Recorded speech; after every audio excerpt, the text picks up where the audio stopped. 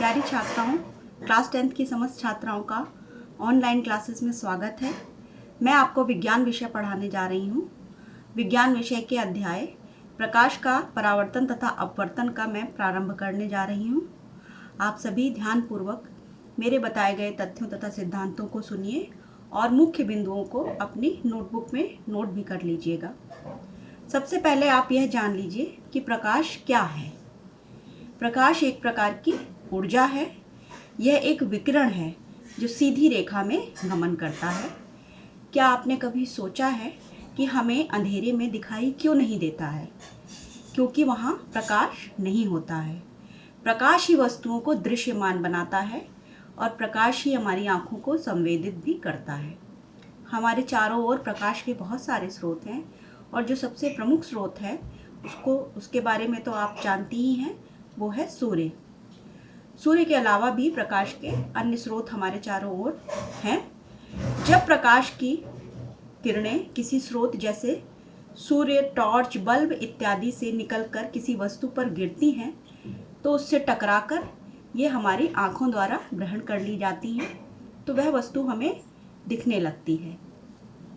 तो प्रकाश ही वस्तुओं को देखने योग्य बनाता है। प्रकाश एक सीधी रेखा में गमन करता है।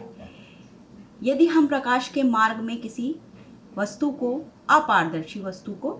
अपारदर्शी वस्तु जिससे होकर प्रकाश की किरणें आर पार नहीं जा सकती, ऐसी वस्तु को अपारदर्शी वस्तु कहते हैं। तो किसी अपारदर्शी वस्तु को प्रकाश के मार्ग में रख दे तो वस्तु की एक तीक्ष्ण छाया बन जाती है। यह इस बात की ओर इंगित करती है कि प्रकाश सरल रेखीय पथ पर गमन करता है। आइए अब हम जाने कि परावर्तन क्या है।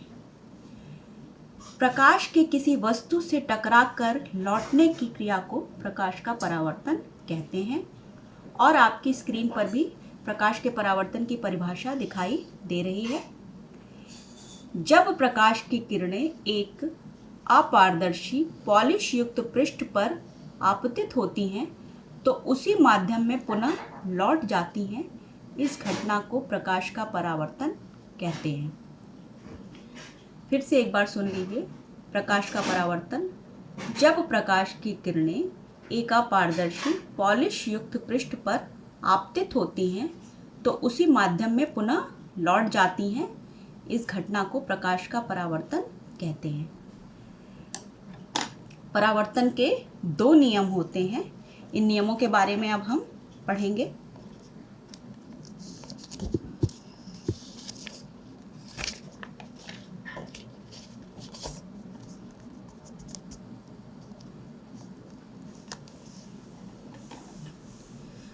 परावर्तन का पहला नियम है, आपतन कोण परावर्तन कोण के बराबर होता है।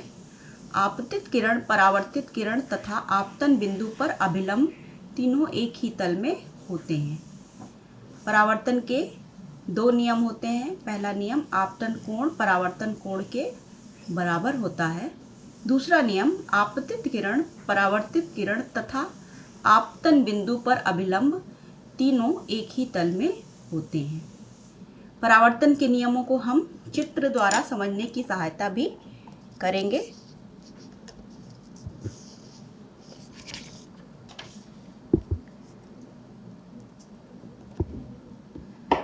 स्क्रीन पर आपको एक चित्र दिखाई दे रहा है। इस चित्र में एक सीधी रेखा है जिसको समतल दर्पण से ये सीधी रेखा ये इंगित करती है कि यह एक समतल दर्पण है। समतल दर्पण का अग्रपृष्ठ और जो छायांकित भाग है वो पिछला हिस्सा है। प्रकाश की किरण इधर से आकर यहाँ पर समतल दर्पण से इस बिंदु पर टकरा रही है और टकराकर ये इस डायरेक्शन में जा रही है। तो प्रकाश की इस किरण जो कि इस बिंदु पर टकरा रही है, इसको कहते हैं प्रकाश की किरण आपतित हो रही है और जहाँ पर ये दर्पण से टकरा रही है ये बिंदु आपतन बिंदु कहलाता है। ये किरण आपतित किरण है। टकराने के बाद में ये परावर्तित होकर इस दिशा में चली जाती है, अतः इसे अब परावर्तित किरण कहेंगे। आपतन बिंदु से एक अभिलंब बनाया गया है, आपतन बिंदु पर डाला गया लंब, ये अभिलंब कहलाता है। ON एक अभिलंब है। A से लेके O तक ये किरण AO आपतित किरण तथा OB परावर्तित किरण हो गई। अभिलंब तथा आपतित किरण के बीच का कोण आपतन कोण कहलाता है। अभिलंब से परावर्तित किरण के बीच का कोण परावर्तन कोण कहलाता है। तो पहला जो नियम था वो ये था कि आपतन कोण परावर्तन कोण के बराबर होता है। परावर्तन के पहले नियम के अनुसार आपतन कोण और परावर्तन कोण हमेशा आपस में बराबर होते हैं। आपतन कोण को I से इंगित किया गया है और परावर्तन कोण को R से इंगित किया गया है। आपतन कोण इज इक्वल टू परावर्तन कोण। और आपतित किरण, परावर्तित किरण और आपतन बिंदु पर जो अभिलंब है, ये तीनों भी एक ही तल में हैं। तो इस प्रकार से परावर्तन का दूसरा नियम भी यहाँ पर समझाया गया है। दोनों नियमों को इस चित्र द्वारा दर्शाया गया है। आज आप की कक्षाएं यहीं समाप्त होती हैं। आगे के लिए मैं फिर आपको वीडियो पोस्ट करूँगी। धन्यवाद।